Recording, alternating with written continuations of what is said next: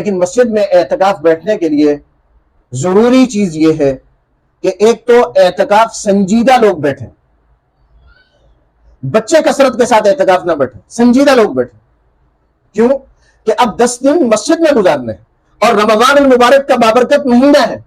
जिस तरह रमजान मुबारक में नेकियों का सवाब ज्यादा है, तो इसी तरह रमजान मुबारक में गुनाहों की सजा भी ज्यादा है।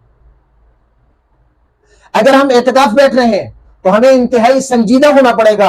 मस्जिद का एहतराम लाजमी है। मस्जिद में कोई ऐसी हरकत नहीं करनी कि जिसकी वजह से अल्लाह नाराज हो जाए। हज़रत अली रज़ी अल्लाह तआला अन्हु जब मस्जिद की तरफ जाते तो आपका चेहरा सुर्ख हो जाता। किसी ने पूछा कि हजरत नमाज के लिए जब जाते हैं तो आपका चेहरा सुर्ख क्यों हो जाता है?